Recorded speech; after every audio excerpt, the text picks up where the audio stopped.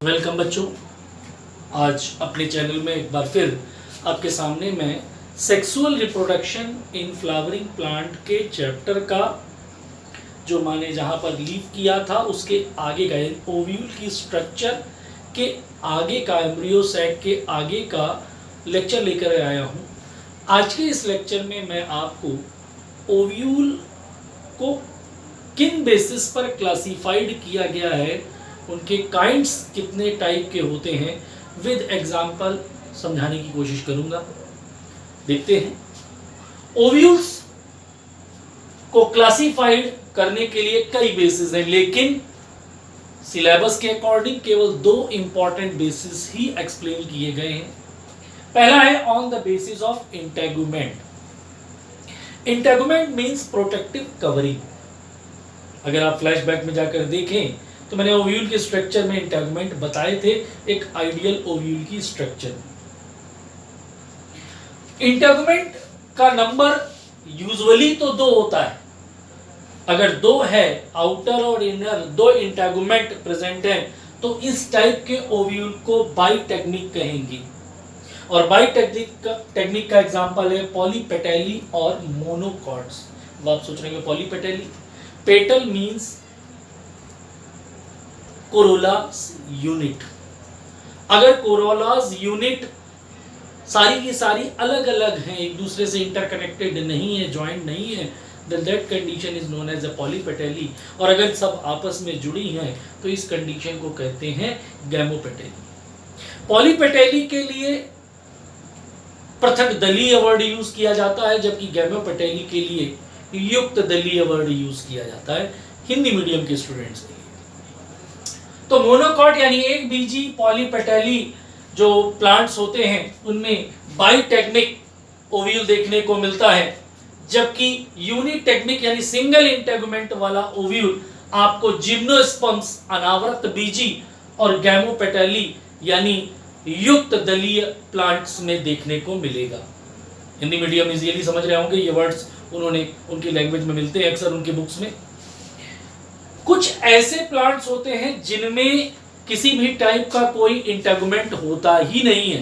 तो ऐसे प्लांट्स जिनके ओव्यूल में किसी भी टाइप का कोई इंटेगुमेंट नहीं होता, तो ऐसे ओव्यूल एटेग्मिक कहलाते हैं।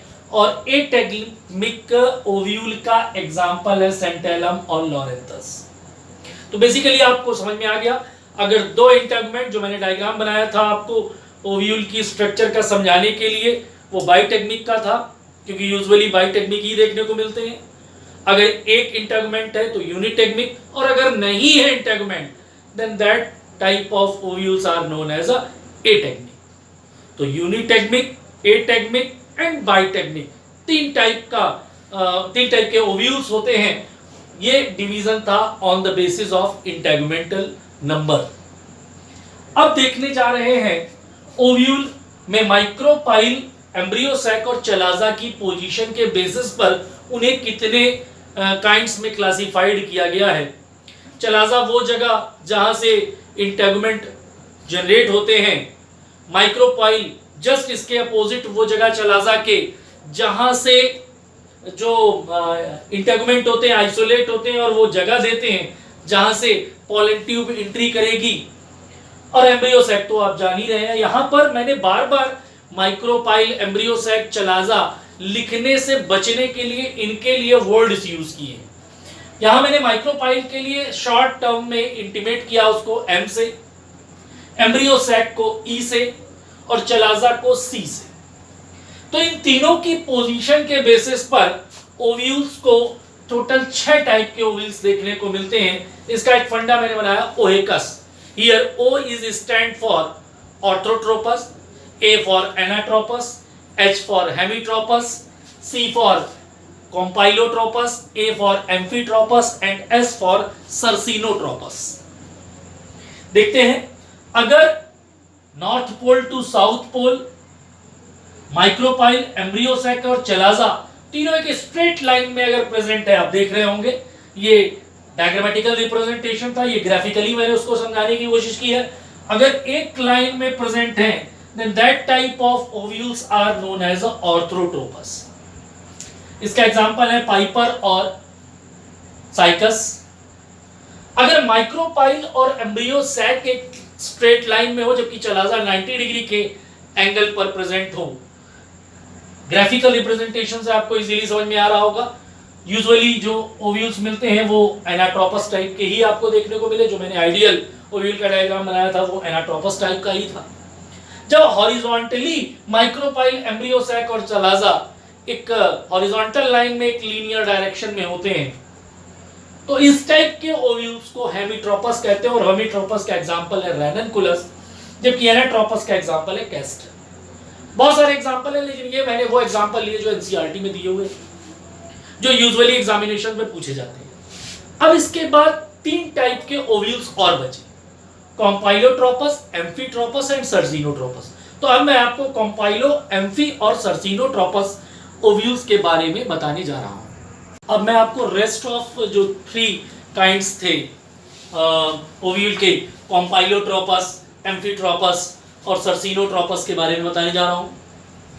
कॉम्पाइलोट्रोपस, कंपाइलिंग का वर्ड जो आते हैं मान दिमाग में क्वेश्चन जो राइज होता है कि वेवी, तो जब वेवी फॉर्म में अरेंज हो ओव्यूल, इस तरीके का वेव जनरेट करता हुआ दिखाई दे, तो इस टाइप के ओव्यूल को कॉम्पाइलोट्रोपस कहते हैं। और ये ओव्यूल्स आपको क्रूसीफेरी और लेग्यूमिनेसी फैमिली के प्लांट्स में देखने को मिलेंगे। ग्राफिकल रिप्रेजेंटेशन में आपको समझ में आ रहा होगा कि कौन सी 2 स्ट्रक्चर एक दूसरे के पैरेलल है और कौन सी दोनों से 90 डिग्री के एंगल पे। तो आप देख रहे हैं कि micropyle and chalaza both are arranged just parallel one to another and between both in upward condition embryo sac is present. Next जो है जिसमें कैस्यूनेट के फॉर्म में एम्ब्रियो सैक दिखाई दे रहा है, तो कैस्यूनेट के फॉर्म में एम्ब्रियो सैक दिखाई दे रहा है, माइक्रोपाइल उसके नीचे और चलाजा उससे थोड़ा सा टर्न आउट करता हुआ आप ग्राफिकल रिप्रेजेंटेशन में देखेंगे। डायग्राम और ग्राफिकल रिप्रेजेंटेशन इसीलिए मैं आपको बता रहा हूँ ताकि आपको इजीली डिफरेंशिएट करने को मिल सके, आप समझ सके कि किस में पहले और दूसरे में क्या वेरिएशन। एम्फीट्रोपस टाइप का जो ओव्यूल है ये आपको पॉपी और लेमना रोजा टाइप प्लांट्स में देखने को मिलेगा। लास्ट वन जो सबसे लास्ट है जिसे सर्जिनोट्रोपस कहते हैं। सर्जिनोट्रोपस जो ओव्यूल है उसकी सबसे बड़ी प्रॉपर्टी ये है कि इसका फ्यूनिकल इतना ज़्यादा लंबा हो जाता है कि पूरी प्लांट पूरा जो ओव्यूल की बॉडी है उसके चारों तरफ कॉइल्ड हो जाता है। बहुत लंबे फ्यूनिकल हो जाने की वजह से वो बेंड आउट हो जाता है। Then that type of ovule in which the too much long funicle is present are known as या placed in सर्जिनोट्रोपस type of ovules। और ये सर्जिनोट्रोपस टाइप का जो ओव्यूल है ये आपको ओपोन्शिया में देखने को मिलता है। ओपोन्शिया ज़ीरोफिटिक प्लांट्स, ये आप इसके ग्राफिकल रिप्रेजेंटेशन में देख रहे होंगे। तो इस तरीके से मैंने आपको 2 बेसिस पर ओव्यूल्स के काइंड्स पढ़ाए। आई होप आपको मेरे ये ओव्यूल के काइंड का लेक्चर अच्छा लगा होगा। और हाँ, नोट जरूर बनाते चले ताकि आप इसे भूलें नहीं, आपको याद रहे। अगले लेक्चर्स में, अगले जो लेक्चर होगा नेक्स्ट लेक्चर में, मैं आपको मेगा स्पोरोजेनेसिस के बारे में बताऊंगा। एंड अगर आपको मेरा चैनल अच्छा लग रहा हो तो प्लीज़ चैनल को सब्सक्राइब ज़रूर करिएगा बेल आइकॉन को दबा करके, ताकि आपको जो भी चैनल पर मेरे थ्रू लेक्चर अपलोड किए जाते हैं उनका नोटिफिकेशन मिल सके। Good bye, stay safe, stay home.